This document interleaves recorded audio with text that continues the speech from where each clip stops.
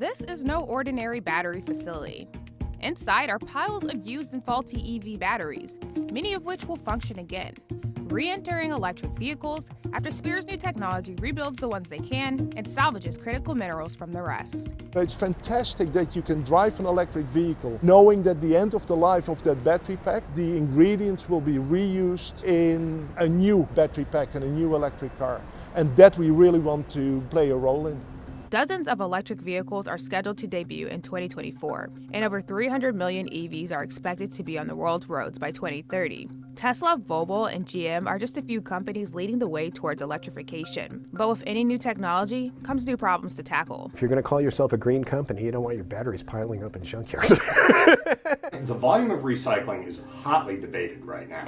There's been billions and billions of dollars of venture capital that's gone into it. The degradation of an EV battery pack is one of the biggest questions of the industry. Every battery will reach end of life, and it's important that these end of life packs are recycled so they don't end up where they don't belong. CNBC explores how used batteries will play a role in the future of electrification, and what one Oklahoma company is doing to help with the millions of used battery packs with nowhere else to go.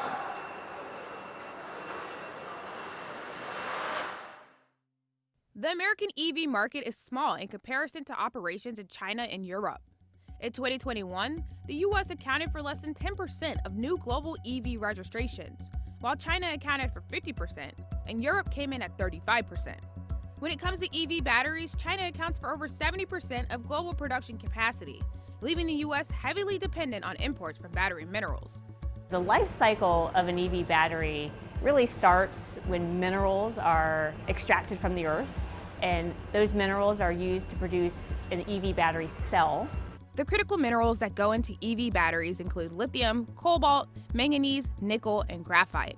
It has been clear since 2014 that China had a plan to lock up the bulk of the world's production of battery minerals. The world's largest battery company is now in China. Now under President Biden's Inflation Reduction Act, EV manufacturers can qualify for a tax credit if 40% of its critical battery minerals are sourced domestically or with a free trade partner like Canada by 2024. This is industrial policy of a sort that we have not seen in this country for a very, very long time.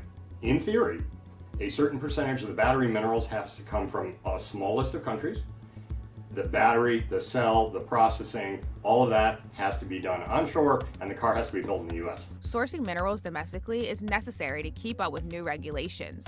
But opening mines in the U.S. has been met with opposition from local communities concerned about environmental and health hazards. Recycling and reusing used battery packs is one possible long-term solution. It's very early stages. We're kind of talking about a business that is just forming now and won't really hit its stride, at least in the United States or North America, till like 2030, because that's when we'll start to see more and more EVs get to end of life and more battery packs. Both public and private commitments suggest that EV production will increase in the U.S., which means more American companies are likely to enter this space of EV battery manufacturing and recycling too. Companies like Redwood Materials, Li-Cycle, and American Battery Technology have already developed processes to recycle lithium-ion batteries. We're building the infrastructure for something we expect to exist in several years that isn't really at a big scale yet. If they can get the cost comparable to newly mined materials, the demand will be very significant because nobody really wants to be mining cobalt and nickel more than they have to. There are a number of smaller players now who do this for hybrid batteries.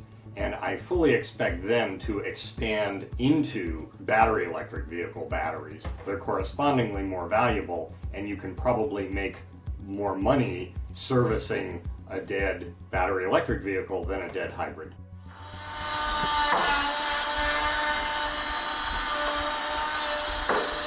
Repairing, remanufacturing, repurposing, and recycling of EV batteries. That's what's happening here in Oklahoma City at Spears New Technologies. The number of battery packs we have here are in the hundreds. We make sure that they are clean, and then they go on the racks to be processed, taking them apart, testing them, building them back together, make sure that they are as good or better than what they replace. And then they go back on the rack again, waiting for a dealer to need one of these, and then we send them out. Dirk Spears is the founder and CEO of Spears New Technologies. His company specializes in the lifecycle management of EV battery packs by extending its first life and reducing the need to mine critical minerals. I've been in batteries for almost 15 years now, hence my gray hair. We believe that the world is going electric, and we wanted to extend the economic life of those battery packs and help the OEMs with their life cycle management. And we do that all on the one roof, on the one campus. Spears New Technologies, or S&T, was founded in 2014 with just 2 employees. In 2021, it was acquired by Cox Automotive, a subsidiary of Atlanta-based media conglomerate Cox Enterprises, which has other automotive brands like AutoTrader and Kelley Blue Book. The company now has over 400 employees and offers what it calls a one-stop solution for used and faulty EV batteries. We are like a diner of battery services. So you can come to us for a cup of coffee, but if you want to have a steak or a cup of soup or apple pie, we serve all these things. S&T receives batteries directly from the dealership or original equipment manufacturer, for example, Toyota or Porsche. It then puts these batteries through its diagnosis system named Alfred. Alfred assesses the health of the battery pack to determine whether it eventually can go back into a vehicle.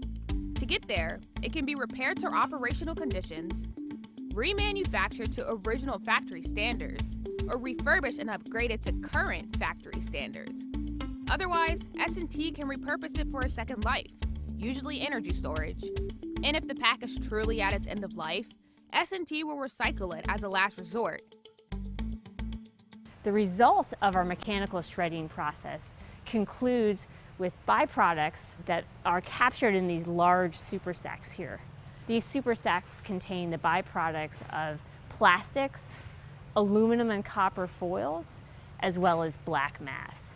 And that black mass consists of critical minerals, cobalt, magnesium, aluminum, copper, graphite, and of course, lithium.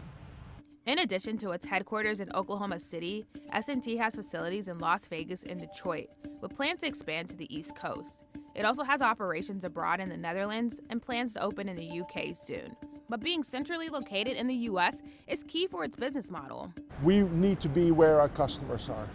Being bang in the middle of the country helps. We can reach either coast between 2 and 3 days. We can ship by air. So if it really needed to be, we can have a battery pack the next morning by 10 o'clock. S&T does not work direct to consumer. An EV owner brings their battery pack to a dealership, which then sends it to S&T to be serviced. That dealership swaps out the customer's battery with an operational one already in stock. If none are in stock, S&T will send the pack from its storage. Meanwhile, S&T works on the customer's battery, then stores it to be sent out later. S&T also works with battery manufacturers and car makers, which can send faulty batteries to be repaired. The company says its facilities total over 800,000 square feet of production space, and 500,000 of those are for battery storage. It wouldn't disclose the number of battery packs it's capable of storing, but says it handles on average 15,000 battery packs and modules per month. We get anything from, say, 50 to 100 battery packs per day. 80–90% can be refurbished and that it's good enough to go back into a vehicle. Recycling is maybe 5 to 10%, and the rest is repurposing second life. But those numbers will fluctuate.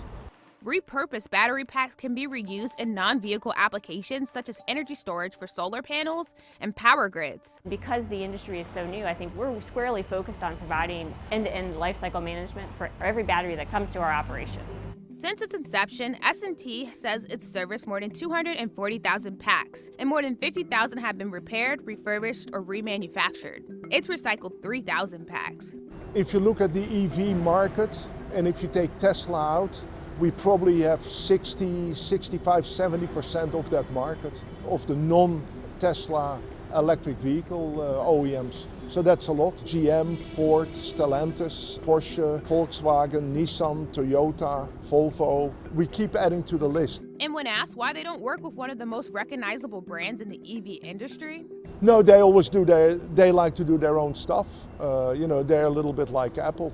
And also and maybe this is not politically correct, their payment terms are like really bad. So I think the industry owes a lot to Tesla. They made electrification sexy.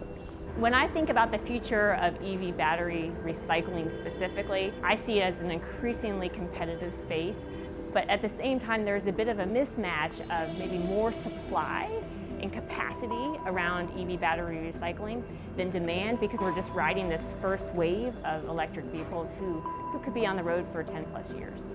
The lifetime for an EV battery is estimated to be 12 to 15 years in moderate climates. However, the estimated reuse lifetime of an EV battery can range anywhere from 5 to 30 years. By 2050, the demand for graphite, lithium, and cobalt is expected to increase by 500%. But extending the life of an EV battery can reduce the need for critical minerals. So could battery refurbishment become a big business, and how profitable is it right now? A couple of years ago, there was a cost associated with recycling a lithium-ion battery pack. Now it is a positive.